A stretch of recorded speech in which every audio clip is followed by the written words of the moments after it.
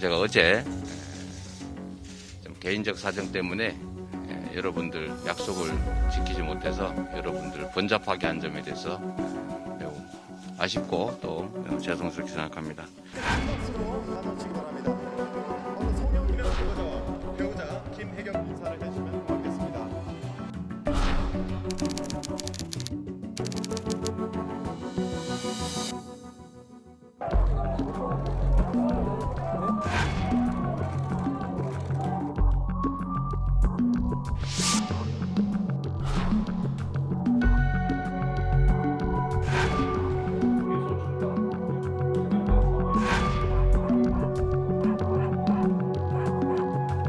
반드시가 아니고 똑바로 이런 뜻입니다. 네, 똑바로. 제가 과거에 같이 근무를 해보면 우리 호남 출신 동료들이 잘 쓰는 말이에요.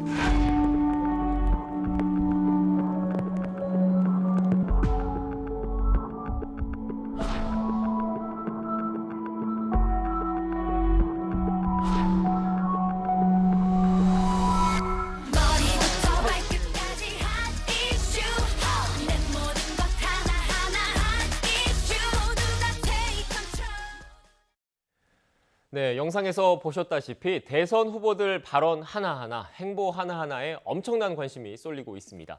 각 진영 캠프에서도 철저한 방어에 나서는 모습인데 현근택 전 이재명 캠프 대변인, 김근식 전 윤석열 캠프 비전전략실장과 현재 이슈 짚어보겠습니다. 안녕하세요. 안녕하세요. 네, 안녕하세요. 먼저 여론조사 결과부터 살펴봐야 할 것 같은데요. 어제 나온 MBS 지표조사 결과부터 보겠습니다. 그래픽 띄워주십시오.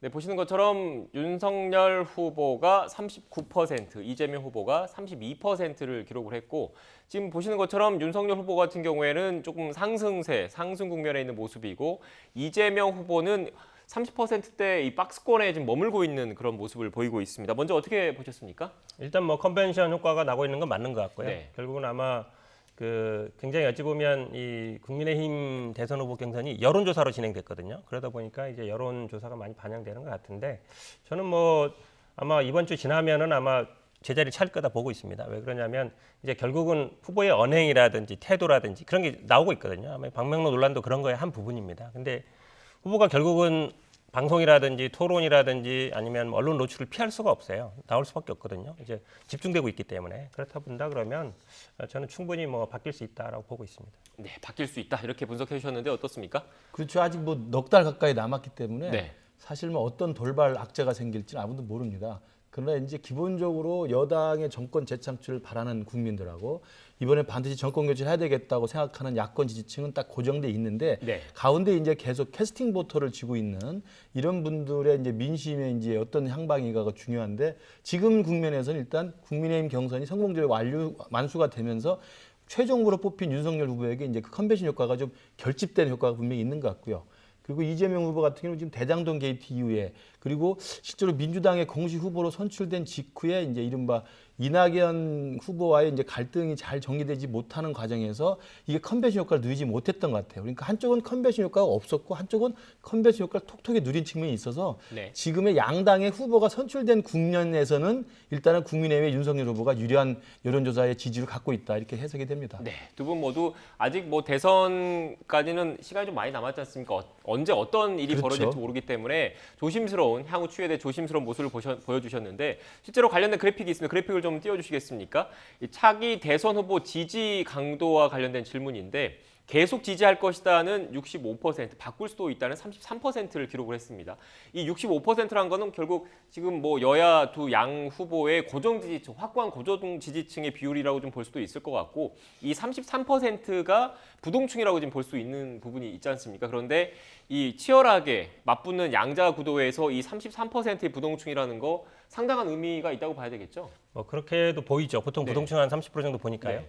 근데 저기서 지지율을 바꿀 수 있다, 바꿀 수 없다조차도 바뀝니다. 네, 왜 그러냐면 사실은 뭐 선거 말씀처럼 네. 선거 사교일이면요 정말 무수히 많은 일들이 벌어집니다. 이제 어찌 보면 시작점에 있는 것이죠. 그러니까 저는 뭐 국민들의 지지 마음이라는 거는 진짜 물과 같이 흐르는 거기 때문에 네. 순간순간 최선을 다해야 되는 것이고 보통은 뭐 양측이 아마 한 30% 30% 정도는 고정표를 갖고 있다 그러면 중간에 한 40 정도는 중도층이라 보거든요. 네. 지역적으로든 아니면 세대별로든 아니면 정치 이념적으로든. 그러니까 결국은 중도 중원 싸움이 굉장히 치열할 것이다. 그건 아마 여야가 공히 같은 생각하고 있을 것 같습니다. 네. 그게 중도 싸움이 치열할 것이다 말씀을 해주셨고 특히 지금 여러 여론조사 결과를 보면 이른바 2030 젊은 세대들이 그 부동층으로 꼽히고 있고 이번 대선의 주요 캐스팅 보트로 꼽히고 있는데 관련해서 오늘 오전 민주당 이재명 대선 후보가 매주 타는 민생버스, 이른바 메타버스를 타고 민생 행보에 나섰습니다. 관련된 화면을 먼저 보고 오겠습니다.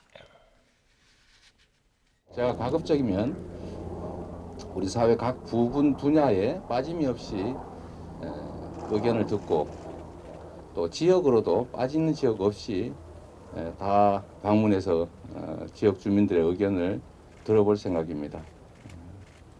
이 나라의 주민은 국민이고 정치의 존재 이유는 오로지 우리 국민들의 삶을 개선하는 국가 발전을 기하는 그런 것이다. 국민을 대리한 일이다라는 그 믿음을 또 그 가치를 반드시 실현하겠습니다. 네, 요즘 유행한 그 자주 언론에 오르내리는 메타버스 가상세계 이게 아니라 매주 타는 버스에서 메타버스라고 지었다고 하더라고요. 어떻게 보셨습니까? 이름을 잘 지은 것 같습니다. 그래서 일단 후보 선출이 일찍 됐기 때문에 이제 당 선대위 차원에서 저는 이제 프로젝트를 좀 기획을 해서 실행을 하는 것 같은데 네.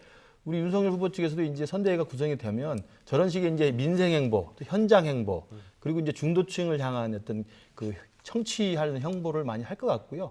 그런 면에서 보면 우리 이재명 후보도 저렇게 매주 전 지역을 그리고 전 계층 모든 현장을 돌아다니면서 국민들의 목소리를 듣는 것은 뭐 굉장히 좋은 일이라고 생각합니다. 네. 더더욱이 이제 이재명 후보 같은 경우 지금 아까도 나왔지만 여론조사가 이제 박스권에 갇혀 있는 정체 상태이고 그리고 이재명 후보에 대해서는 특정 계층이나 특정 연령대에서는 굉장히 이 지지율의 호감도가 낮은 부분이 많거든요. 그래서 그런 어떤 그 난제들을 극복하는 데서는 현장에 가서 직접 부딪히는 수밖에 없을 겁니다. 그래서 그 이재명 후보로서는 지금 박스권에 묻힌 이 정체된 지지율을 좀 돌파하기 위해서는 조금 더 색다르고 조금 더 이례적인 또 이색적인 행보가 아마 필요할 것 같아서 저런 프로젝트를 수행하는 것 같습니다. 네. 대표님 일단 뭐 이 메타버스 어떻게 보면 네. 2030 젊은 세대에 초점을 맞춘 측면도 있긴 한데 저는 그 첫 방문지가 눈에 들어오더라고요. 이른바 그렇죠. 부산, 울산, 부울경. 경남, 부울경 지역을 방문을 하던데 그 이유가 있을까요? 아무래도 지난번에 이제 대구 서문시장 갔었잖아요. 네. 그러니까 서로 어쨌든 뭐 국민의힘도 그렇고 저희도 그렇고 취약 지역을 먼저 가게 돼 있습니다. 그러면 그게 어찌 보면 표를 확장하는 데 도움이 되니까요. 네. 그러니까 상대방 표를 하나 갖고 오는 게 두 표를 갖고 오는 셈이니까 그러니까 대구 갔을 때도 굉장히 어찌 보면 그동안에는 지사직에 있다 보니까 예비후보 경선 때나 이럴 때 지역을 거의 못 돌아다녔어요. 토론회만 다니고. 근데 서문시장 갔을 때 굉장히 반응이 좋았거든요. 그러니까 지금 말씀하신 것처럼 부울경에 가는데 부울경에 보통 가게 되면 부울경의 공장이라든지 뭐 이런 굉장히 많습니다. 그러니까 그런 데를 보수로 돌아보고 그다음에 보통 정치인들이 시장에 보통 가거든요. 그런 입장에 당이 들어 있는데 지금 관심을 두고 있는 2030 청년 세대 아니면 뭐 신혼부부라든지 이런 분들하고 대화 그다음에 스타트업 그런 거를 주말에 쭉 잡아놓고 있습니다. 그래서 결국은 지역적으로는 부울경 그다음에 핵심적인 어떤 세대로는 2030 세대 이거를 아마 염두에 둔 행보로 이해하고 있습니다. 네, 지역과 세대를 염두에 둔 행보라고 말씀하셨는데 그 연령별 지지도 관련된 그래픽도 있습니다. 그래픽을 좀 띄워주시겠습니까? 일단 연령별 지지도 그래픽을 보면 지금 20대 같은 경우에는 이재명 후보가 24%, 그리고 윤석열 후보가 22% 어떻게 보면 좀 팽팽하게 이렇게 접전을 펼치고 있는 모습을 좀 보이고 있거든요. 그리고 상대적으로 3040 같은 경우에는 이재명 후보가 우위에 있고 그리고 60대 이상 고령층에서는 윤석열 후보가 우위를 좀 점하고 있습니다. 지금 이 여론조사 기간에 여론조사 결과만 놓고 보면 20대에서 가장 팽팽하게 접전을 벌이고 있는데 윤석열 후보 측에서는 어떤 보관을 갖고 계십니까? 실제로 연령별 지지 성향 이런 걸 보면 네. 말씀하신 50대 이상의 고령층은 윤석열 후보에게 사실은 어떻게 보면 압도적 지지가 있고요. 네. 그다음 말씀하신 30, 40 특히 40 세대는 어떤 경우에도 민주당에 대한 지지층이 굉장히 높습니다.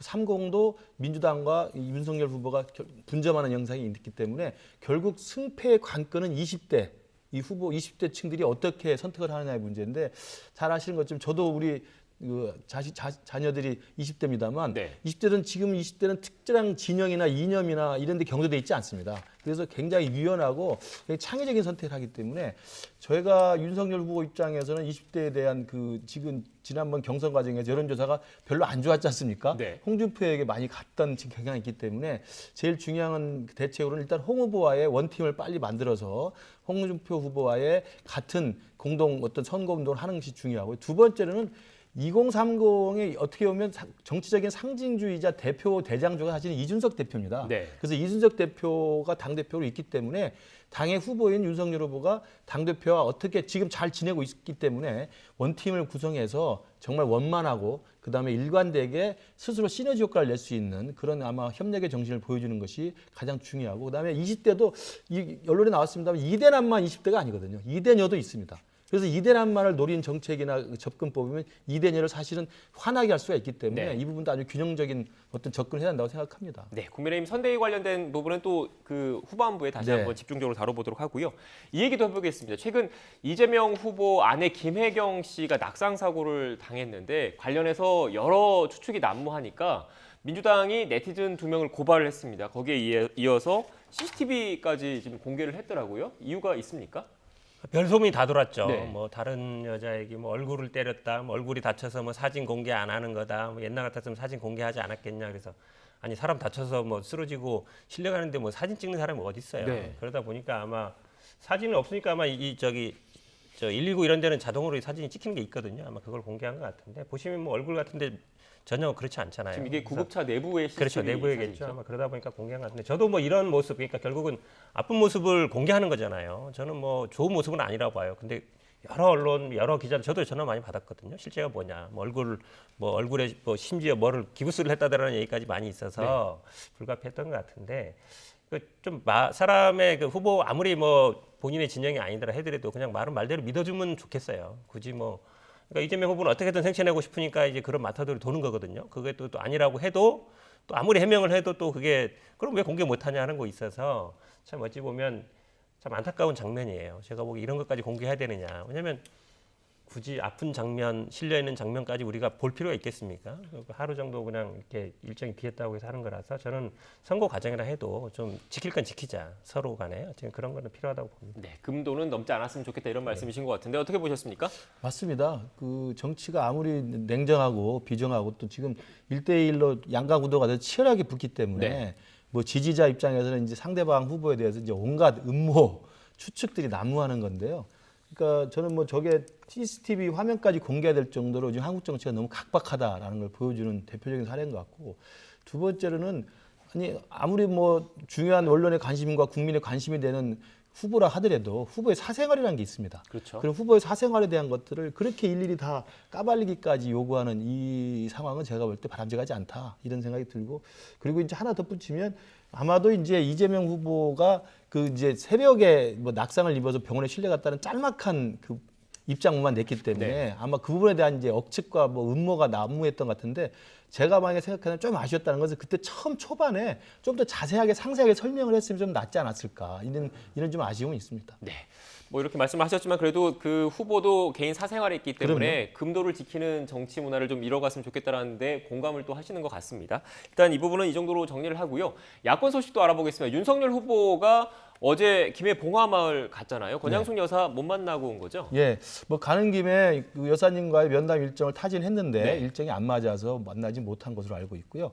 그리고 또 이제 제가 개인적으로 생각해 볼 때도 얼마 전에 이재명 후보가 이제 당의 후보로 선출된 다음에 봉화마을 갔을 때 그때 또 권양숙 여사는 아주 환대를 해서 만나셨고 장시간 또 차담을 하시면서 그때 권양숙 여사의 그 메시지가 전달이 됐잖아요. 네. 나는 무조건 이재명을 찍는다. 그러니까 이재명은 이게 100만 표 이상 효과가 있다 말씀을 했기 때문에 그런 둘 분 사이에 그 관계가 있는데 또 권양숙 여사 입장에서는 또 야당 후보를 만나기가 조금 불편하지 않겠습니까? 네. 아마 그런 맥락에서 충분히 이해가 될 만하고 양해가 될 사항이라고 생각하고요.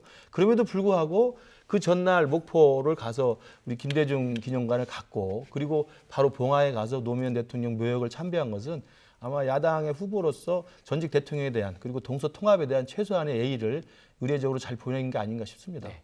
오늘 유독 실장님께서 이해를 많이 하고 공감을 많이 하시는 것 같습니다. 네. 어제 그 봉화마을 윤석열 후보 간 거에 대해서는 어떻게 생각하십니까? 뭐 저는 뭐 갈 수 있다고 봅니다. 네. 왜냐하면 뭐 저희도 어쨌든 그 뭐 대구 경북이라든지 이런 데 찾아가는 건 네. 마찬가지로 어찌 보면 윤석열 후보도 호남이라든지 민주당 지지자들을 끌어안아야 되거든요. 중도 싸움이라 하는데 저는 근데 어제 윤석열 후보가 그 이제 논두렁식에 대해서 어떻게 얘기하냐 얘기했을 때 저는 그 기자의 질문 의도는 따로 있다고 봐요. 단순히 뭐 그게 아니라 그러니까 노무현 대통령이 어떻게 돌아가신지 알잖아요. 검찰이 수사 중에 그렇게 된 건데 그럼 그 부분에 대해서 어떻게 생각하냐라고 물은 거거든요. 그럼 윤석열 후보가 당연히 검찰의 대표는 아니죠. 근데 본인이 어쨌든 몸담고 있던 검찰이잖아요. 거기서 이루어진 거라면 뭐 유감이라든지 그 부분은 죄송하게 생각한다든지 그 얘기를 해야 됩니다. 왜냐하면 그 얘기를 안 하고 넘어갈 수가 없는데 본인이 지금까지 해온 거는 다 검찰이에요. 지금까지 뭐 공정 내세우고 본인 업적 내세울 때는 제가 문재인 정부에서 탄압받고 뭐 조국 장관, 추미애 장관과 싸웠습니다. 다 검찰 얘기밖에 안 하고 있는데 정작 가장 중요한 얘기 있을 때는 저는 뭐 검찰을 대표해서 온 게 아닙니다. 해버리면 그럼 유리할 때는 검찰 얘기하고 불리할 때는 얘기 안 하는 거거든요. 그러니까 피해가는 걸로는 안 된다. 왜냐하면 사실은 이 부분이 굉장히 중요합니다. 검찰과 노무현 대통령과의 관계에 있어서. 그러니까 측근들을 수사하는 문제가 아니에요. 당사자의 문제이기 때문에 이 부분에 대해서는 좀 답변을 하길 바랬는데 좀 피해갔더라. 좀 제가 보기에는 좀 비겁한 태도다라고 봅니다. 네, 동문서답을 했다 이런 사실 이런 취지의 지금 그 지적이신데 어떻게 보셨습니까? 그러니까 이제 질문이 노무현 대통령 논두렁 시기에 대해서 이제 말씀해달라는 거였는데 그 당시 그 수사를 담당했던 검사가 아니고요. 일단 윤석열 후보가 그러니까 그 본인이 만약에 관련돼 있고 개입돼 있고 직접 본인이 수사를 담당해서 그런 불행한 일이 생겼다고 한다면 당연히 입장을 밝히는 게 맞죠. 그러나 그게 아니기 때문에 그렇다고 그러면 현직에 지금 검찰을 책임지는 뭐 검찰총장이나 뭐 이런 입장이라면 또 검찰 조직의 또 대표기 때문에 입장을 낼 수도 있지만 또 지금은 총장직 그만둔 지 한참 됐고 야당의 지금 대선 후보 자격으로 봉하마을에 전직 대통령 묘역을 참배한다는 입장으로 온 거거든요. 그러니까 그 부분에 대해서는 저는 저 입장 이외에는 달리 밝힐 바가 없다고 생각합니다. 물론 다시 가갖고 만약에 대통령이 됐을 때 검찰의 그런 어떤 특정 인물에 대한 어떤 모욕적이라든지 이런 일이 있으면 어떻게 하겠냐 하면 그런 걸 안 해야겠다고 이야기를 하겠죠. 그러나 제가 말씀드린 것처럼 그 사건의 담당 검사가 아니었고 지금은 검찰총장이 아니기 때문에 저 입장 외에는 달리 밝힐 바가 없다는 말씀이고요. 더 중요한 건 그 다음 이야기입니다. 왜냐하면 이제 지금 전직 대통령 2명이나 구속시킨 검사 출신 아닙니까? 그러니까 지금 정권 교체가 돼가지고 내년에 대통령이 되면 또 그러면 문재인 정부에 대해서 보복을 할 것이냐라고 질문해 그 보복은 공작이기 때문에 절대 안 한다.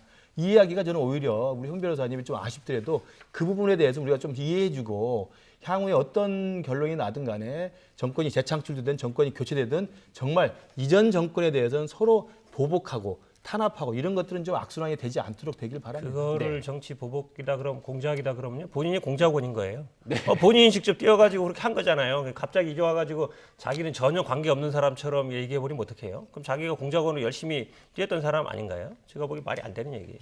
그러면 문재인 정부에서 중앙지검장하고 검찰총장이 공작을 시켰다는 말씀이 되잖아요. 아니죠. 지금 정치 보복이고 공작이 아니라 그런다 그러면 본인이 할 말이란 말이에요. 그러니까 전직 대통령 두 분을 구속시킨 게 문재인 정부 때니까. 중요한 얘기 할 때는 답변을 피하고 엉뚱한 답변을 얘기하는 거죠. 제가 보기 말이 안 된다는 얘기예요.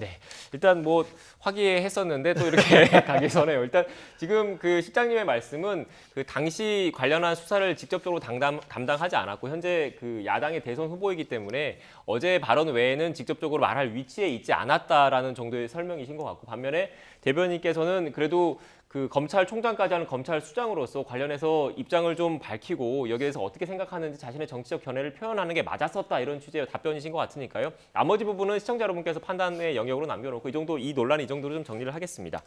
일단 그런데 또 그 윤석열 후보가 광주도 방문을 했었잖아요. 그래서 광주에 갔을 때 방명록에 글자를 썼는데 이 반드시라는 발음으로는 사실 비슷한데 이 반드시라는 글자를 놓고 좀 논란이 불거졌습니다.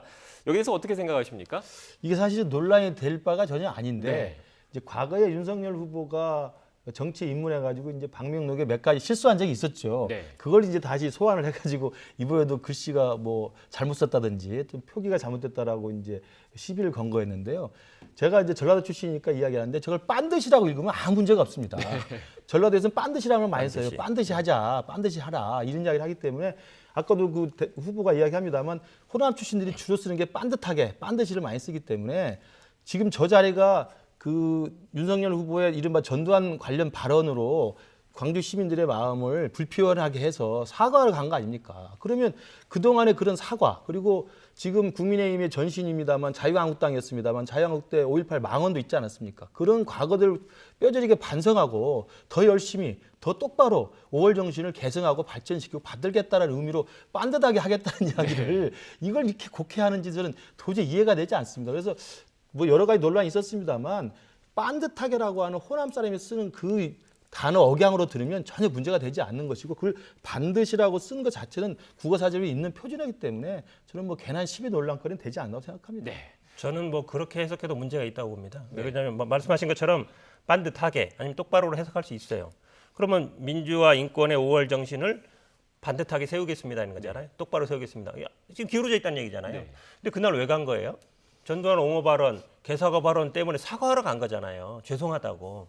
그러니까 이미 제대로 서 있는 건데 본인이 인식이 잘못되어 있는 거예요. 그래서 본인의 인식을 제대로 세워서 여기에 맞추면 되는 겁니다. 그러면 뭐 민주화 인권의 5월 정신을 받들겠습니다. 본인이 뭐 새기겠습니다. 이렇게 하면 되는 거예요. 이미 사람들은 다 제대로 인식하고 있는데 본인만 인식을 잘못하고 있는 거기 때문에 뭘 어떻게 세운다는 건데 이해가 안 가요. 그렇기 때문에 논란이 되는 거거든요. 근데 이거를 업법적으로 문제가 되는 게 아니라 그 상황에서도 안 맞다. 제가 보기에 사과하러 간 사람이 문제가 아니라 그 할 얘기가 아니구나.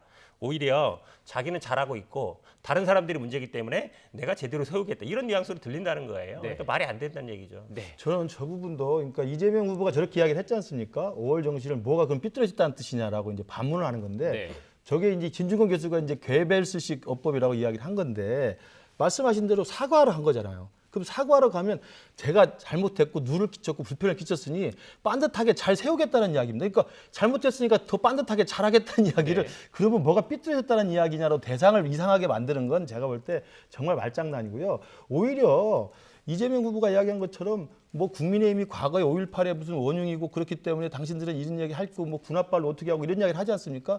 물론 과거에 그런 역사적인 책임들이 분명히 있습니다. 그러나 그 모든 것들을 다 겪어오면서 김종인 비대위원장이 가서 무릎 사과를 했고 그리고 윤석열 후보는 시종 일관 헌법 전문의 5.18 정신을 실착하고 있습니다. 그렇기 때문에 그런 과정에서 5.18에 가서 5월 정신을 잘 받들겠다. 똑바로 우리가 잘 모시고 개성하고 발전하겠다는 이야기를 한 것에 대해서 너희들은 말할 자격이 없다라고 이야기하는 것 자체가 제가 볼 때는 빤듯하지 않은 인식이라고 생각합니다. 제가 보기에 그 얘기 잠시만요. 아니에요. 5.18 잠깐만요. 얘기했기 때문에 5.18 망언 얘기하시는데 저는 뭐 김종인 비대위원장 제대로 했다고 봐요. 사과도 하고 징계도 하고 했잖아요. 그리고 무릎도 꿇었고 진정성이 있죠. 지금 보세요. 5.18 망언했던 김진태 전 의원 무슨 TF 단장 맡아가지고 계속 또 나오시더라고요. 역할을 하고 있는 거거든요. 윤석열 후보 가기 전에 사실은 이런 거 조치했어야 돼요. 지금 자꾸 주체적인 것과 나에 대한 문제와 객관적인 문제를 혼동하고 계신데 사과하러 갔을 때는 본인이 결의를 다지거나 5월 정신을 제대로 지키겠습니다. 아니면 준수 뭐 하겠습니다. 이렇게 하는 것이지 뭘 세운다는 거 이미 제대로 서 있는데 본인의 인식이 문제인데 인식을 바꾸라고 얘기하는 거예요. 인식이 잘못됐다고 얘기하는 거고.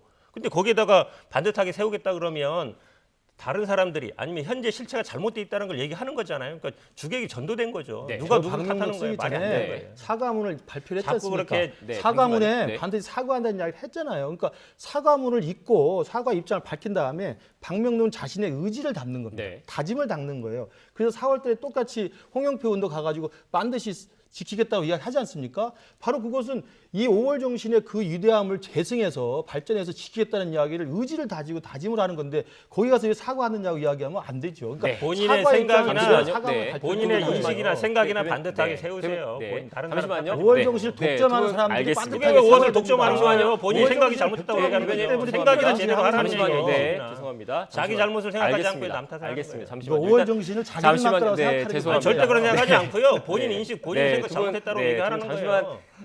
사과문을 해도 저러지. 뭔 사과를 했어요? 잠시만요. 일단 지금 뭐 반드시 받침이 있는 반드시 받침이 없는 반드시 뭐 국립국어원에서도 맞춤법상 뭐 업법상 틀린 건 아닌데 같은 어떻게 보면 그 문법상으로는 틀리지 않지만 이걸 놓고 어떻게 해석하는지 여부를 놓고는 두 분 이렇게 격하게 이렇게 논쟁하시는 것처럼 각자 생각이 좀 다른 것 같습니다. 이 부분 역시 시청자의 판단 영역으로 좀 맡겨야 할 것 같고요. 이 주제가 있어서 주제를 좀 바꿔보겠습니다. 그래도 되겠죠? 일단 지금 국민의힘 그 선대위가 아직 꾸려지지 않았지 않습니까? 뭐 국민의힘 내부에서도 신경전이 팽팽한 것 같은데 오늘 아침에 김종인 전 비대위원장 이런 말을 했다고 합니다. 듣고 오겠습니다. 한 가지 개인적으로 충고를 해주는 건 뭐냐면 사람에 너무나 집착하다 볼 것 같으면 성공을 못해요. 과거에 우리나라의 대통령들도 보면은 지나치게 자기 어느 특정한 사람, 편리한 사람 이런 사람들에게 집착을 하다가 결국 가서 다 실패한 거예요. 뭐 내가 무슨 뭐 정권을 달라고 그랬다 무슨 내가 정권을 갖다가 뭐 어디다 쓸 거예요? 나는 뭐 예스 후보 안 하기가 아니라 이 후보 스스로가 확실성을 갖고서 결심을 해놓은 거지. 그 나하고는 그냥 관계가 없어요. 그러니까 솔직히 해서 내가 무슨 허수아비 노릇은 할 수 없잖아. 네, 허수아비 노릇을 할 수 없잖아라는 발언이 저는 확 눈에 들어오더라고요. 결국 전권을 달라 이런 의미입니까? 저게 이제 저는 오늘 그 방송한 걸 잘 읽어봤는데요. 네. 허수아비 역할을 할 수 없다는 이야기의 방점보다는 전권을 달라는 게 아니다라는 게 저는 방점이 있어야 한다고 생각합니다. 네. 전권을 달라고 할 수가 없는 게 김종인 대표가 정치권에 40년 계셨던 분입니다. 네. 현실을 잘 알죠. 대통령 후보가 공식 후보가 있는데 어떻게 정권을 달라고 하겠습니까? 모든 건 후보가 결정하는 겁니다. 그리고 또 후보가 총괄선대위원장으로 결정해서 모셔야 갈 수 있는 겁니다. 그러니까 전권은 후보한테 있는 걸 다 알고 있고요. 그래서 전권 요구를 하는 것 자체는 김종인 대표가 총괄선대위원장으로 오는 것을 불편해하는 사람들이 만들어낸 저는 음모라고 생각을 하고요. 네. 두 번째는 오히려 그 부분이 무슨 허수아비가 될 수 없다는 이야기는 무슨 이야기냐면 전권을 달라는 게 아니고 김종인 위원장이 생각하는 선거 전략이라는 게 있지 않겠습니까? 그 선거 전략은 제가 알기로는 중도화 전략입니다. 그러니까 집토끼만 잡지 말고 이제는 당의 후보가 됐으니 지금 우리가 취약한 중도, 탈진보, 호남, 청년층에 대해서 표를 가져올 수 있는 중도화 전략을 하려면 새로운 얼굴, 새로운 이미지, 새로운 노선들을 좀 우리가 과감하게 해야 된다는 생각을 갖고 있는 것으로 제가 알고 있어요. 네. 그런 김종인 위원장의 선거 전략이 제대로 집행될 수 있는 여건을 좀 만들어 달라는 이야기죠. 그러니까 무슨 특정 인물, 특정 사람에 대해서 이야기하는 게 아니고 김종인 위원장을 총괄 선대위원장으로 원토로 모실 거면 그 김종인 위원장이 생각하는 선거 전략, 뭐 이준석 대표도 이해합니다만 선거를 할 때마다 이겨냈던 이 킹메이커 역할을 했던 분 아닙니까? 그러면 그 전략들 구사할 수 있는 여건을 좀 맞춰달라는 이야기지 정권 이야기는 절대 아니다는 말씀을 아마 이렇게 이야기하신 것 같습니다. 네, 실장님께서는 좀 조심스러워서 실명이나 이렇게 좀 거론되시는 분들 말씀 안 하시는 것 같은데 일부 또 언론 보도에서는 또 김종인 전 비대위원장이 선대위에 왔을 때 좀 불편해하실 분들 그 이름들이 좀 거론되고 하더라고요. 사실은 뭐 다 알죠. 네. 정권 준다고 해서 네. 사실은 뭐 정권이 가겠습니까? 네. 근데 형식적으로도 선거 때가 되면 모시겠습니다. 정권을 드리겠습니다 하고 원톱으로 모시겠습니다 하거든요. 그렇다고 해서 실제로 김종인 비대위원장이 정치 30년 이상 했는데 내가 다 주도할 수 있다 생각하겠어요? 형식적으로도 예우를 하는 거거든요. 네. 예우를 하는 건데 그거조차 안 하겠다는 거잖아요. 지금 싫다는 거거든요. 다른 사람이랑 투톱으로 세운다 아니면은 추천한 사람이 있는데 뭐 다른 사람을 하겠다. 한마디로 얘기하면 잘 안 되는 거예요. 그러니까 한마디 뭐 허수아비 안 했다는 얘기는 나는 그냥 바지 사장 안 하겠다는 얘기잖아요. 그러니까 형식이라 좀 갖춰달라는 건데 저는 여기 이런 면에서 보면 약간 이 좀 견제가 만만치 않다라고 봅니다. 네. 그러니까 뭐 정권을 주고 완탑을 주고 하는 게 당연히 선거 과정에 후보가 하는 거죠. 모르지 않아요. 근데 그럼에도 불구하고 지금 뭐 파리 때 하이에나 험한 말대로 오가잖아요. 그러면서 어찌 보면 좀 비켜라 말아라 하는 거라 저는 이런 모습을 보면 국민들이 오만하게 볼 거다. 벌써 이제 선거 이긴 것처럼 자리 싸움 하는 거거든요. 한마디로 얘기하면. 네. 선대위라는 거는 다 들어와서 그냥 하면 되는 거예요. 누굴 빼고 넣고가 아니거든요. 그럼에도 불구하고 야 벌써 다 이긴 것처럼 자리 싸움하고 있는 것 같다. 이런 인상이 보이고요. 아마 국민들이 이건 오만하게 보고 심판할 것 같습니다. 네.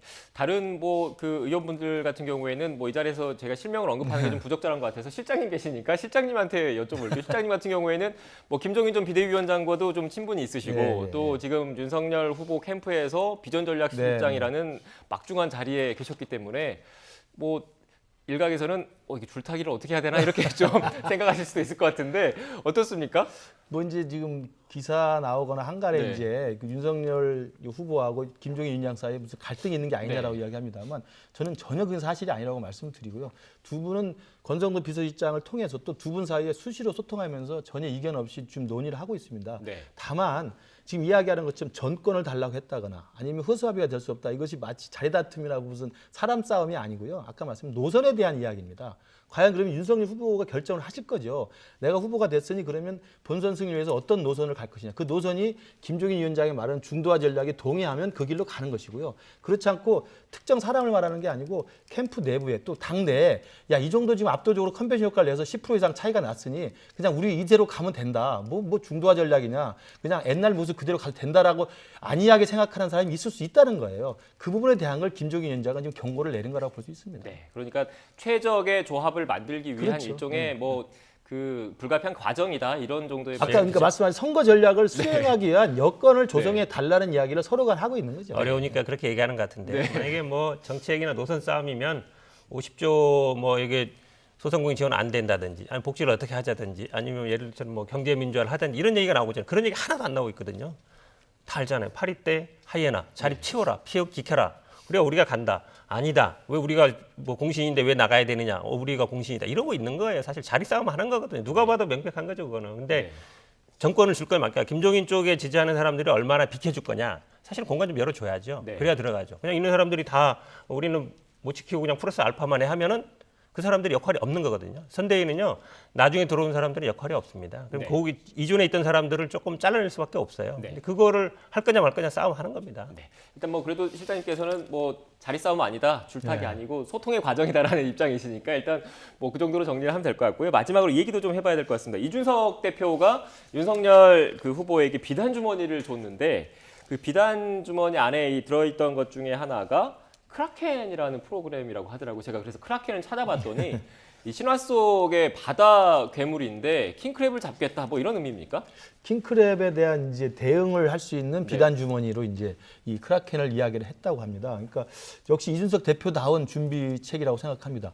실제로 이제 이영 디지털 소통위원장을 중심으로 해서 광범위한 그 디지털 전문가들 모아가지고 과거에 있었던 드루킹 댓글 조작 같은 것을 예상해서 이것들이 어떻게 효과적으로 대응할 것인가를 꾸준히 준비를 해왔고요. 그 결과로서 크라켄이라는 프로그램들을 만들어냈기 때문에 물론 뭐 지금도 댓글 조작이 되고 있다고 우리가 확신할 수는 없습니다만 그런 것들을 우리가 실제로 경험을 해봤기 때문에 실제 대선을 앞두고 그런 것들을 예상한 충분한 대응책으로서 비단 주머니가 그런 거 아니겠습니까? 네. 위기 상황에서 꺼내서 주는 해법이기 때문에 첫 번째 비단 주머니로는 이준석 대표다운 아주 효과적인 비단 주머니였다고 생각합니다. 네, 이런 비단 주머니 어떻게 평가하십니까? 원래 세 개라 그랬거든요. 네. 하나는 뭔지 궁금하고, 뭐 실제 아마 비단 주머니는 종이 들었나 봐요. 종이는 네. 아닌데 사실 댓글 보면 아시겠지만 다이문이나 네이버를 보면요, 민주당이 결코 유리하지 않습니다. 네. 저희들도 뭐 댓글 어떻게 하지 걱정하고 있는데 보니까 먼저 선수 치신 것 같아서 우리도 좀 고민을 해봐야 될 것 같습니다. 네, 알겠습니다. 막판에 그래도 비단 주머니 얘기하니까 두 분이 또 웃으십니다. 그래서 중간에 이렇게 좀 논쟁이 격하게 하긴 했는데 나가실 때는 웃으시면서 나가시고 주말 잘 보내시기 바랍니다. 지금까지 현근택 전 이재명 캠프 대변인, 김근식 전 윤석열 캠프 비전전략실장과 전국 현안에 대한 이야기 나눴습니다. 오늘 말씀 고맙습니다. 감사합니다.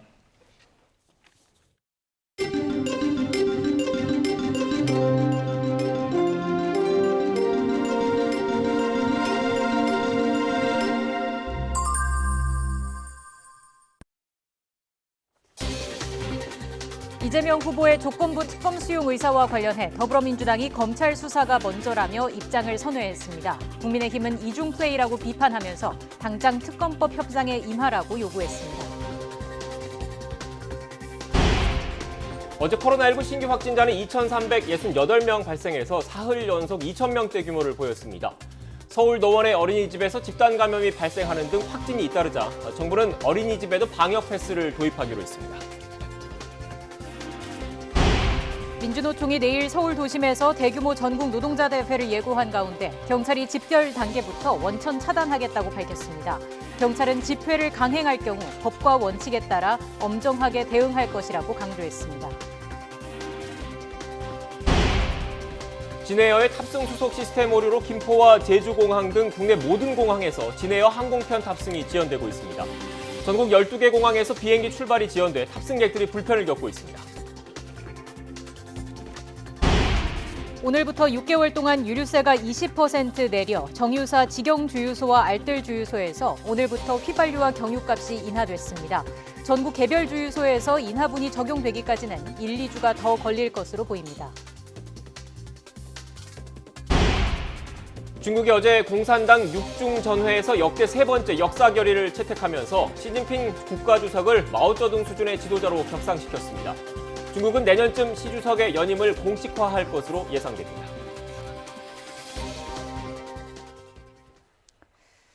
코로나19 신규 확진자가 2,368명으로 사흘째 2,000명대를 기록했습니다. 확산세가 이어지면서 위중증 환자도 계속 늘고 있습니다. 하루 새 2명이 추가돼서 현재 475명으로 사흘 연속 역대 최다 규모가 됐습니다. 지역 발생은 2,358명으로 수도권에서만 1,854명이 확진돼 국내 환자의 78.6%를 차지했습니다. 비수도권 비중은 21.4%로 경남과 전북, 부산에 환자가 집중됐습니다. 숨진 환자는 18명이나 늘어서 국내 사망 누적은 3,051명에 달합니다. 현재까지 피해 최소화를 위한 백신 접종은 1차 접종률은 81.4%입니다. 백신 접종 완료율은 누적 77.6%로 집계됐습니다. 서울의 코로나19 중환자 병상이 75% 이상 사용 중인 것으로 나타났습니다. 보건복지부 중앙사고수습본부 자료를 보면 어제 오후 5시 기준으로 서울의 코로나19 중환자 전담 병상 345개 가운데 260개가 사용 중으로 병상 가동률은 75.4%입니다. 수도권에서 전체 확진자의 70에서 80%가 발생하는 만큼 경기와 인천의 중환자 병상도 10개 가운데 7개 이상은 이미 사용 중인 것으로 파악됐습니다. 앞서 정부는 단계적 일상회복 조치를 잠시 중단하는 비상계획 기준의 한 예로 중환자실 병상 가동률 75% 이상을 제시한 바 있는데 서울의 경우 이 기준을 넘어섰고 인천과 경기도 육박한 셈입니다. 특히 인천의 경우 중증 환자 병상 23개 가운데 단 1개만 남아있어서 가동률이 95.7%를 기록했고 경기의 경우 82.6%에 이릅니다. 요양병원과 요양시설을 중심으로 60살 이상 고령층 돌파 감염이 잇따르면서 정부가 대책 마련에 나섰습니다. 중앙재난안전대책본부는 감염병 전담 요양병원 4곳에 405병상을 추가해 고령층 집단 감염에 대응하기로 했습니다. 또 환자가 집중적으로 발생하고 있는 수도권 요양병원과 요양시설, 정신병원 종사자는 PCR 진단검사를 주 1회에서 2회로 확대합니다. 사적 모임 인원을 초과해서 방역수칙을 위반한 것으로 확인된 김부겸 국무총리가 사과했습니다. 김 총리는 중대본 본부장으로서 송구하다며 거듭 고개를 숙였습니다. 직접 들어보시겠습니다. 저희와는 일부 보도와 관련하여 송구한 말씀을 드리겠습니다. 지난 주말 친구들과의 만남에서 방역수칙 인원을 초과하여 식사를 한 사실이 있습니다. 예정이 없이 함께 오신 친구 부인을 그냥 돌아가시라 할 수가 없어서 동서했던 것인데 경위야 어떻든 방역수칙을 위반한 것은 사실입니다. 국민들께 그것도 중앙재난대책안전본부장으로서 무엇라 사과의 말씀을 드려야 할지 모르겠습니다. 앞으로 다시는 이러한 일이 없도록 철저하게 저 자신부터 다시 살펴야겠다는 약속을 드립니다. 다시 한번 깊이 죄송하다는 말씀을 드립니다. 단계적 일상 회복이 시작되면서 어린이집 영유아와 종사자 확진 사례가 잇따르자 정부가 방역 패스를 도입하기로 했습니다. 중앙재난안전대책본부는 어린이집에 외부인이 오려면 백신 접종 완료 증명서나 48시간 이내 PCR 진단검사 음성 확인서를 내야 한다고 밝혔습니다. 국내 코로나19 백신 접종 이후 이상 반응을 집중적으로 조사하고 백신 안전성을 검토하는 코로나19 백신 안전성위원회가 오늘 출범했습니다. 코로나19 백신 안전성위원회는 백신을 접종한 국내 인구 집단을 대상으로 이상 반응과 백신 접종과의 인과성을 평가하게 됩니다. 이와 달리 질병관리청에서 운영하는 기존 예방접종 피해보상 전문위원회는 개별 이상 반응 사례를 평가하고 있습니다. 높은 가격 정책에 이어 특허권 독점 논란까지 있는 모더나사의 백신이 심근염 발생률은 화이자의 5배에 이르는 것으로 나타났습니다. 하지만 모더나는 자사의 백신이 돌파 감염 사례는 더 적은 만큼 여전히 효과적이라고 주장했습니다. 이상순 기자입니다. 고가 정책에 이어 특허권 독점 논란까지 있는 미국 모더나사가 자사 백신의 부작용 위험성이 더 높다는 것을 인정했습니다. 폴 버튼 모더나 CMO 최고 의학 책임자가 현지 시각으로 11일 기자들과의 통화에서 밝힌 내용입니다. 버튼 CMO는 30세 미만 남성 사이에서 심근염 발병 건수가 화이자 백신보다 모더나 백신이 더 높다고 말했습니다. 모더나와 화이자 백신은 둘 다 mRNA 메신저 리보액산 계열입니다. 프랑스의 심근염 발생 통계에 따르면 12살에서 29살 남성 접종자 중 모더나는 10만 명당 13.3건, 화이자는 10만 명당 2.7건으로 집계됐습니다. 이에 따라 유럽에서는 지난 7월부터 모더나 백신의 청소년 접종을 승인했지만 심근염 위험을 이유로 핀란드와 스웨덴 등 북유럽 국가들은 30세 이하 남성에 대한 접종을 중단한 상태입니다.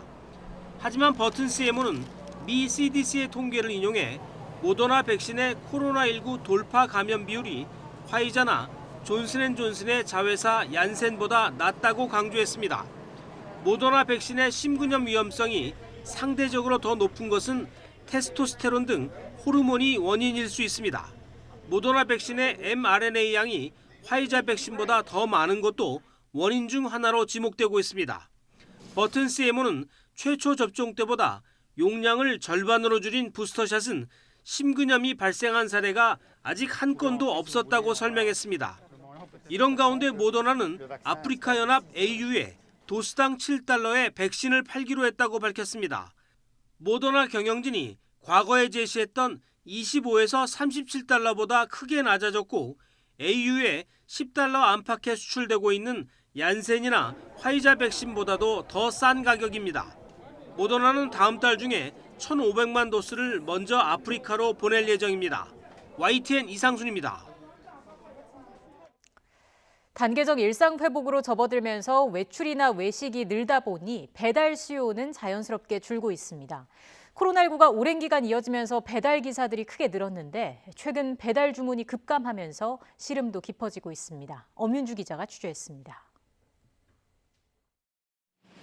코로나 위기로 다니던 회사가 문을 닫으면서 지난해 배달 일에 뛰어든 이성우 씨. 지난달 중순 최대 8명까지 사적 모임 인원 제한이 풀리면서 한 달 수입이 20%가량 줄었습니다. 늘어난 배달 수요에 맞춰 배달 기사는 늘고 거꾸로 단가는 낮아졌는데 주문 건수가 눈에 띄게 줄었기 때문입니다. 저번 달에 비해서는 10% 내지 20% 정도 낮아졌다고 생각이 됩니다. 이번 달 위드 코로나 이후로는 콜이 정말 많이 줄어들었거든요. 일단 이렇게 비피크 시간에는 주문이 없어가지고 기사들이 대기하는 시간들이 굉장히 오래 걸려요. 단계적 일상 회복이 본격화한 뒤엔 마음이 더 심란합니다. 언제 주문이 들어올까 기다릴 때마다 속이 까맣게 타들어갈 따름입니다. 이 일을 계속 오래 지속할 수 있을까 걱정이 되는 부분도 있고 콜이 없고 그러면은 이제 좀 초조한 부분이 있죠. 이제 길거리에서 대기 중일 때는 다음 콜이 빨리 왔으면 좋겠다.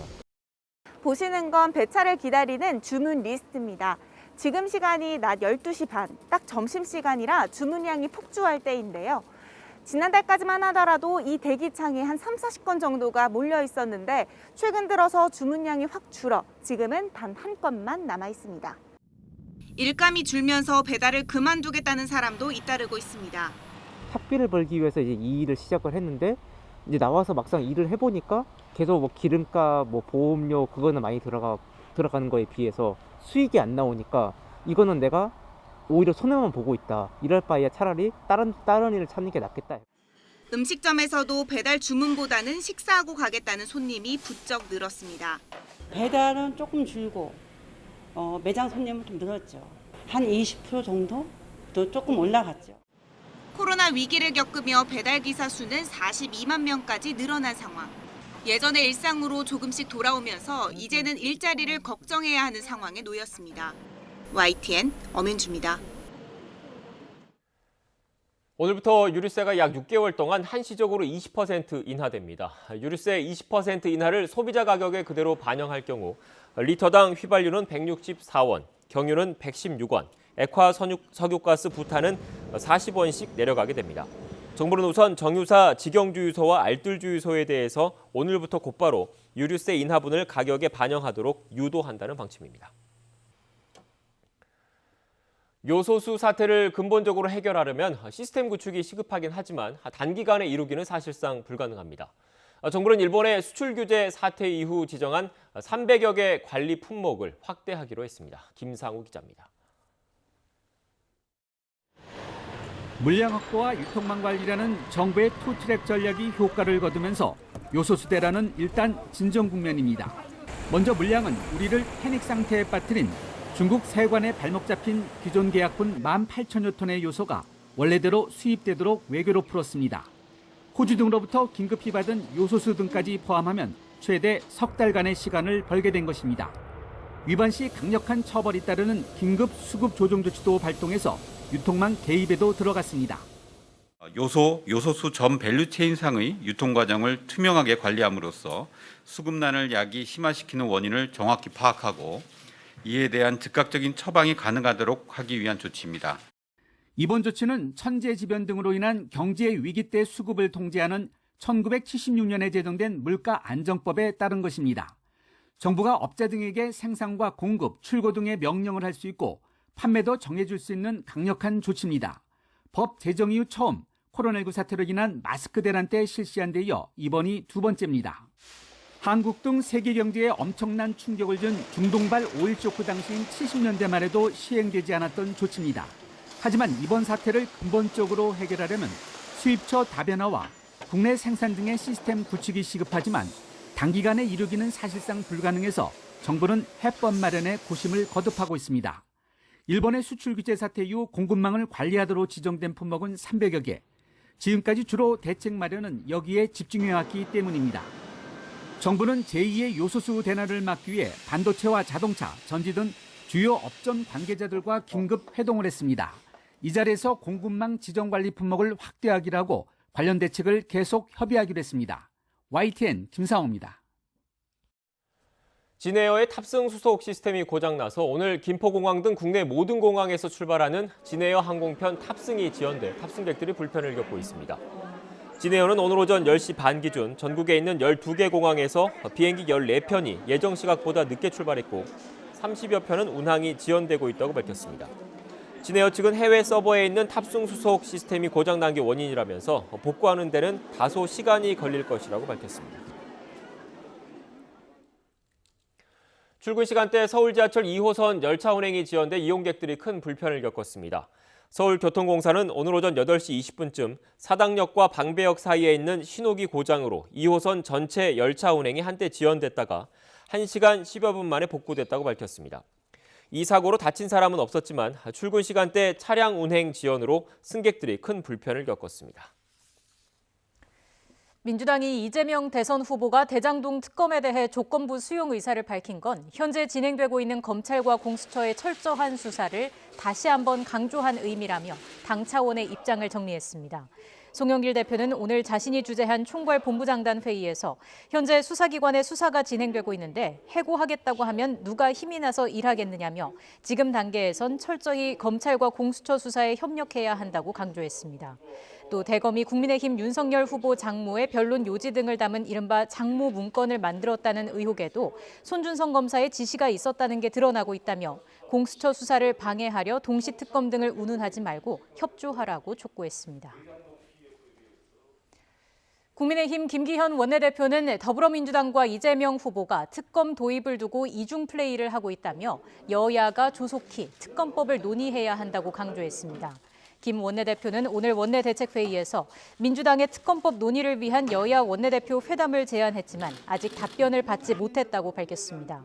이어 이재명 후보는 앞에서 특검을 도입하자며 국민 여론을 간보고 당은 뒤에서 특검을 저지하는 이중 플레이 작전을 하는 게 아니라면 여야가 지체 없이 만나 특검법을 논의해야 한다고 강조했습니다. 민주노총이 내일 예고한 전국 노동자 대회와 관련해 경찰이 집결 단계부터 원천적으로 차단하겠다는 방침을 세웠습니다. 경찰청은 서울시와 경찰의 집회 금지 조치에도 민주노총이 토요일 서울 도심에서 조합원 수만 명이 참가하는 대규모 불법 집회 강행을 예고하고 있다며 엄정하게 대응하겠다고 밝혔습니다. 경찰은 전국의 경찰 부대와 가용 장비를 최대한 활용해 집회를 집결 단계부터 차단할 계획입니다. 기업형 불법 대부업체를 운영하면서 최고 5,000%의 이자를 뜯은 일당이 적발됐습니다. 일당이 이자로 챙긴 돈은 무려 146억 원이나 되는데 고가 자동차와 요트 등으로 호화 생활을 한 것으로 드러났습니다. 보도에 김종호 기자입니다. 소방대원이 아파트 출입문을 강제 개방합니다. 안에는 건장한 체구의 남성들이 보이는데 모두 불법 대부업체 직원입니다. 40대 A씨 등은 지난해 12월부터 지난 5월까지 수도권과 부산, 대구 등의 8개 팀을 꾸렸습니다. 마치 은행처럼 지점망을 두고 수익이 나면 직원이 팀장에게, 다시 팀장은 총책에게 일부분을 상납하는 식으로 대부업체를 운영했습니다. 일당은 소상공인 등 7,900여 명에게 모두 400억 원가량을 빌려주고 이자로 146억 원을 뜯었습니다. 돈을 빌려줄 때는 가족과 친구 연락처, 가족관계 증명서 등을 요구했는데 돈을 제때 갚지 않을 때 채무자를 압박하려는 용도였습니다. 일당은 뜯은 돈으로 부산 해운대구에 있는 최고급 주거시설을 숙소와 사무실로 이용했고 고가 외제차, 요트 등으로 호화 생활을 한 거로 조사됐습니다. 요트를 구입하고 직접 요트를 이게 운전하기 위해서 그 면허까지 취득한 상태였습니다. 또 A씨 내연녀 집에서는 술을 헤아리기 힘든 고가 핸드백이 발견되기도 했습니다.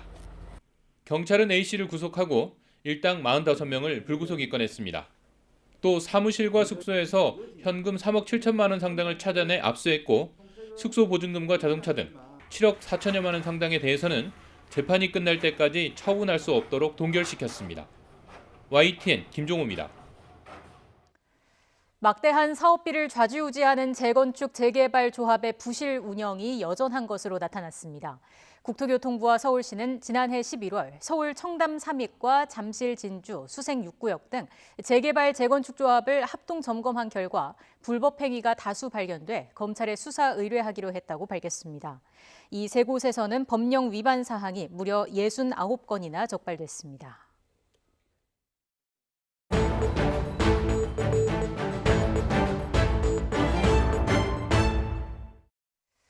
중국이 어제 공산당 6중전회를 폐막하면서 시진핑 국가주석을 마오쩌둥 수준의 지도자로 격상시키는 이른바 역사 결의를 채택했습니다. 시진핑 주석의 1인 장기 집권을 위한 준비 절차로 보입니다. 이렇게 되면 중국에 어떤 변화가 나타날지 자세히 알아보겠습니다. 베이징 특파원 연결하겠습니다. 강성웅 특파원. 네, 베이징입니다. 네, 6중전회에서 채택된 역사 결의 내용이 어제는 공개가 안 됐는데 혹시 오늘 나왔습니까? 네, 오늘 오전에 중국 공산당이 기자회견을 열어서 내용 전부를 공개한 건 아니지만 그 역사 결의의 핵심 내용 일부를 소개를 했습니다. 창당 100주년을 맞은 중국 공산당의 성과를 높이 평가를 하면서 앞으로 중화 민족의 부흥을 위해서 매진하자 이런 내용입니다.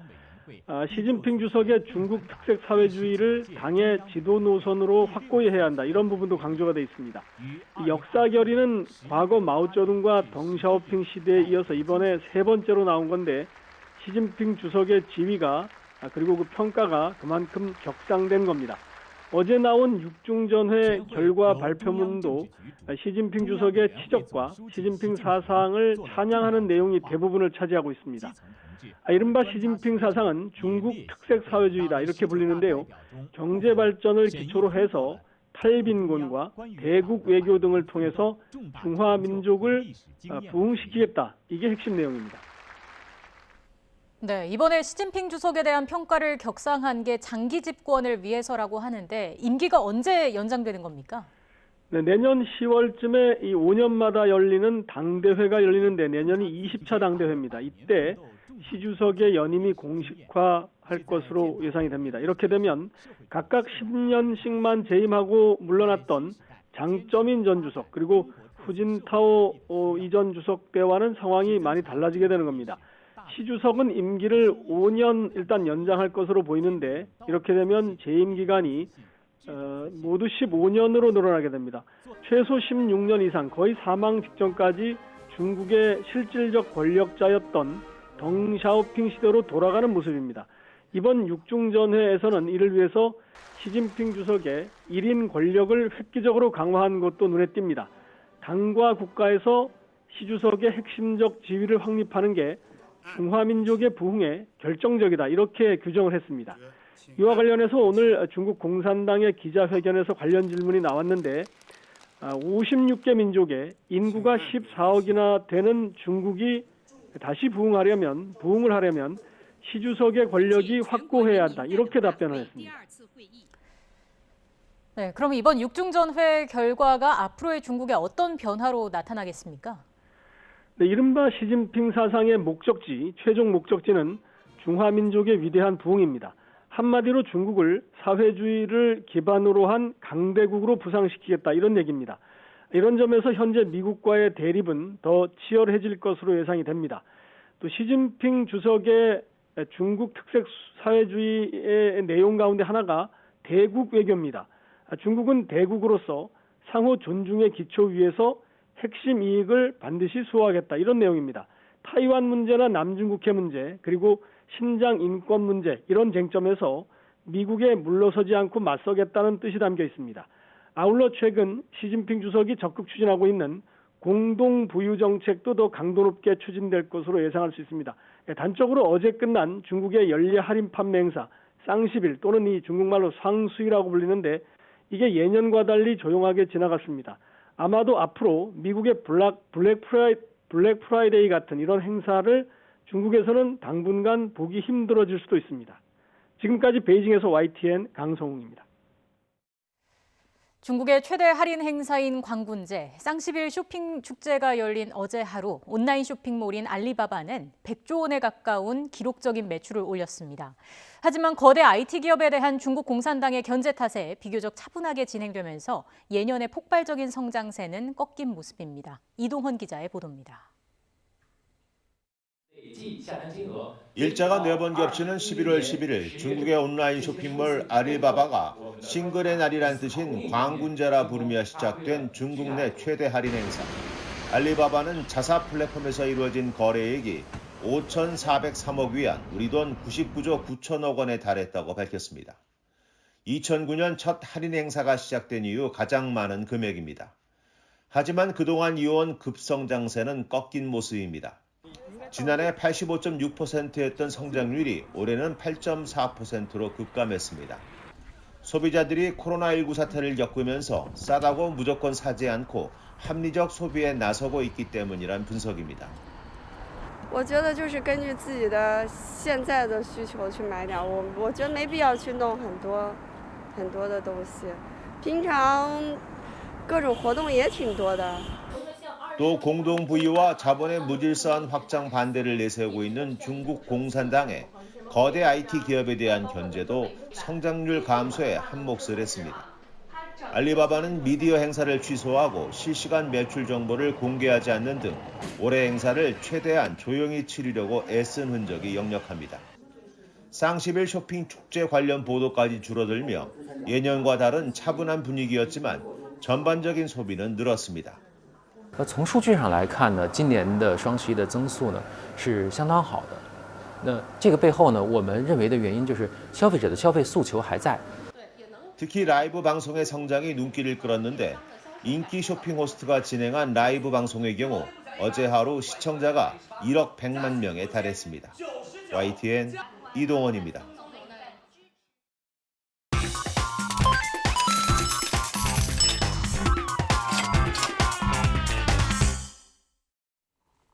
오늘의 경제지표입니다. 먼저 국내 증시부터 보시겠습니다. 전날 2,900선에서 지지력을 확인한 코스피, 저가 매수 심리가 강해진 가운데 간밤 미국 나스닥의 반등으로 상승세를 이어가고 있습니다. 1% 넘게 오르면서 이 시각 현재 2,970선까지 바라보고 있습니다. 코스닥도 줄곧 붉은색 화살표를 달고 있습니다. 역시나 1%대 상승률 보이면서 장중 1,000선을 회복한 모습입니다. 이어서 미국 증시 보시겠습니다. 다우지수는 하락한 반면에 S&P 500과 나스닥 지수는 상승세로 전환했습니다. 인플레이션에 대한 우려와 전날 과다한 낙폭에 따른 반발 매수세 등의 혼조 양상을 보였습니다. 이어서 이 시각 환율 상황 보시죠. 먼저 원달러 환율, 이 시각 현재 1,180원 인근에서 등락을 거듭하고 있습니다. 달러 매도 물량과 당국의 경계 심리 등에 따라 움직임이 좌우될 것으로 보이고요. 위안원 직거래 환율은 1위안당 184원 선 기록하고 있습니다. 마지막으로 국제 유가 보시겠습니다. 서부 텍사스산 원유, 두바이유, 브렌트유 모두 소폭 상승 마감했습니다. 전날 급락에 따른 저가 매수세가 유입된 가운데 수급 불균형이 지속될 것이라는 전망이 유가를 끌어올렸습니다. 지금까지 오늘의 경제지표였습니다.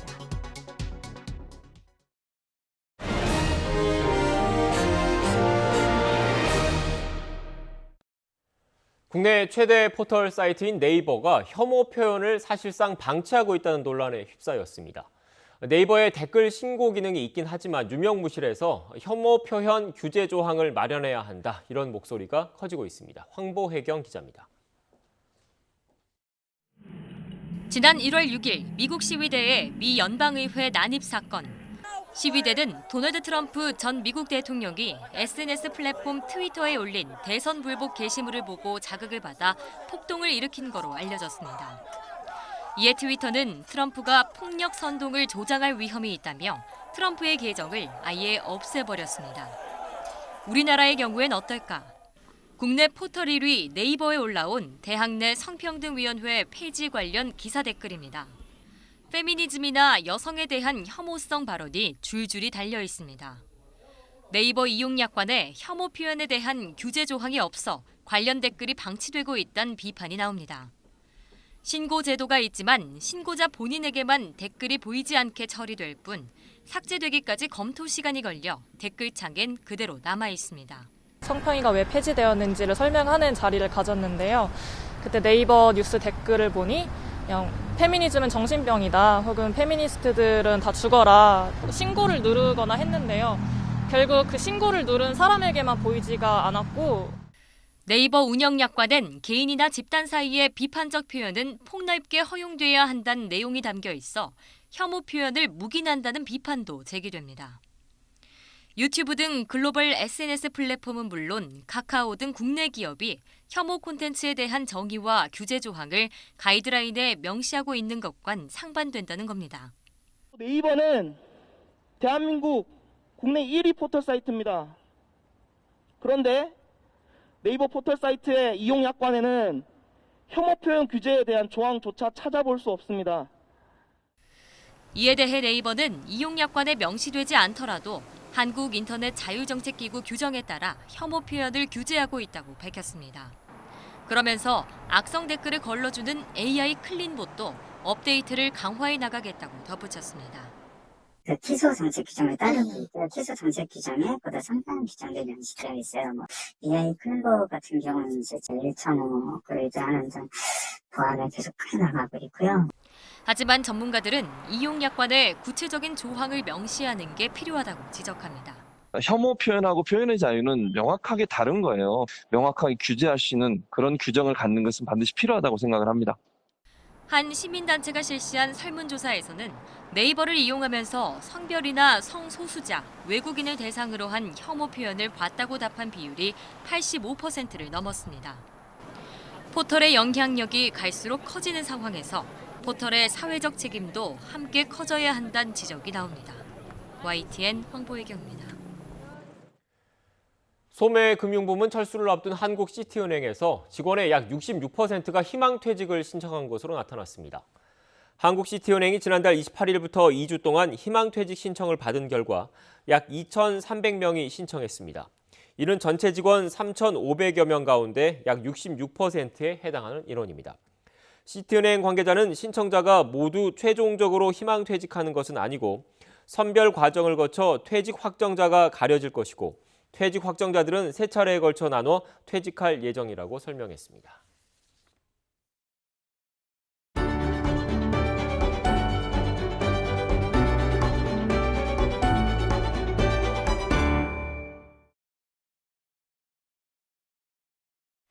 네, 연기 인생 60년 강부자 선생님 모셨습니다. 선생님 안녕하세요. 안녕하세요. 감사합니다.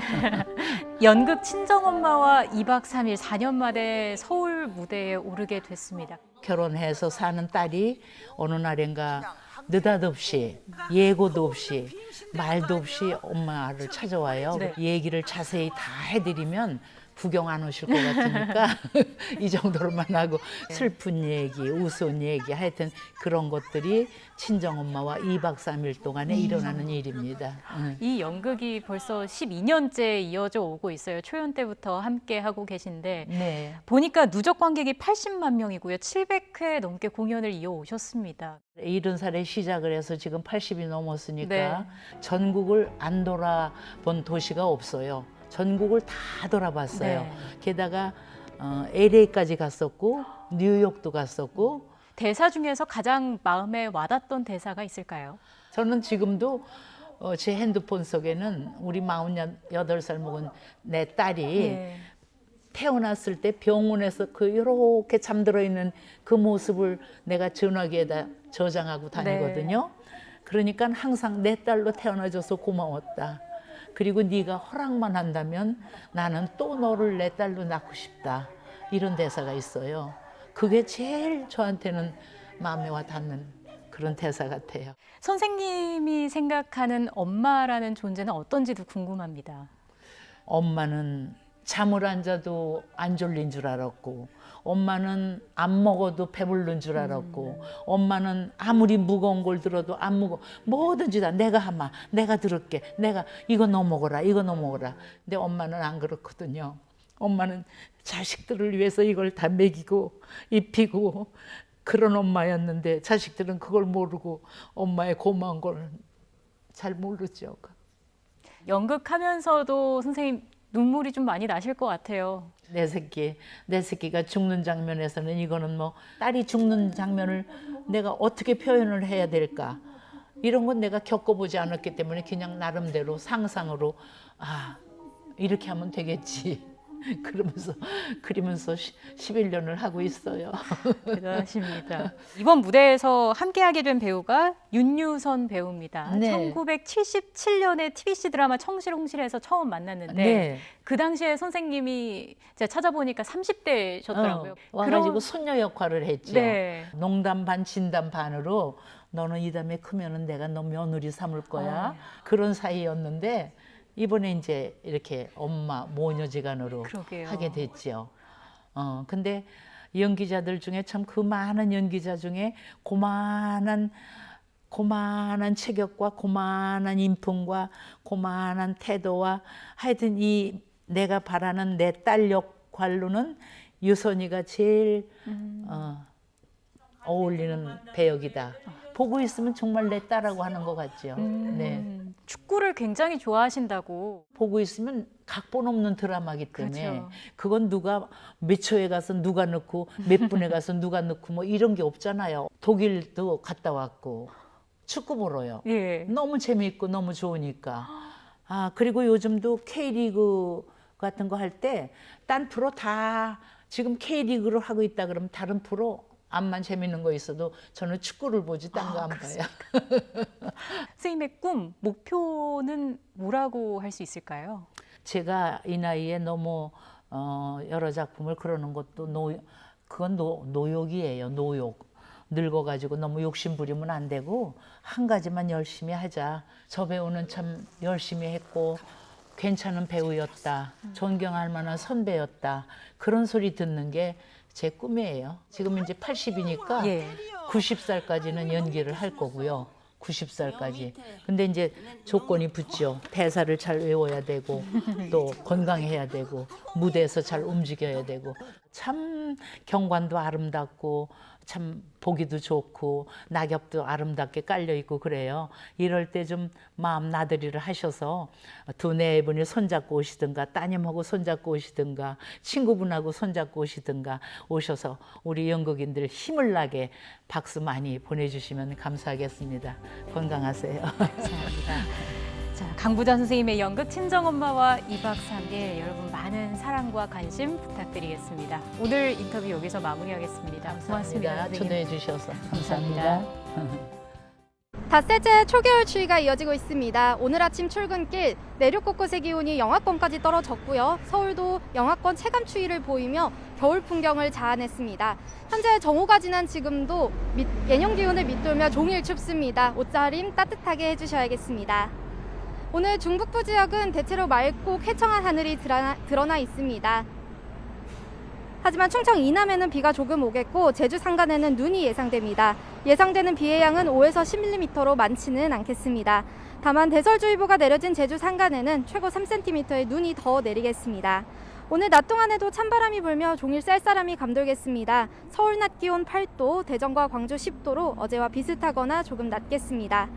길게 이어진 추위는 주말인 내일 아침까지 이어진 뒤 낮부터 풀리겠고요. 일요일부터는 예년 기온을 회복하면서 예년의 늦가을 날씨로 되돌아가겠습니다. 또 일요일 아침 한때 중북부 지방으로는 비가 조금 내릴 전망입니다. 수학 능력 시험이 예정돼 있는 다음 주는 맑고 온화한 날씨가 이어지겠습니다. 수능 당일인 목요일에도 비 소식 없이 일교차만 큰 입시 추위 없는 날씨가 이어질 전망입니다. 지금까지 광화문에서 YTN 원희다입니다. 뉴스앤이슈 마치겠습니다. 잠시 뒤 더 뉴스가 방송됩니다. 시청해주신 여러분 고맙습니다.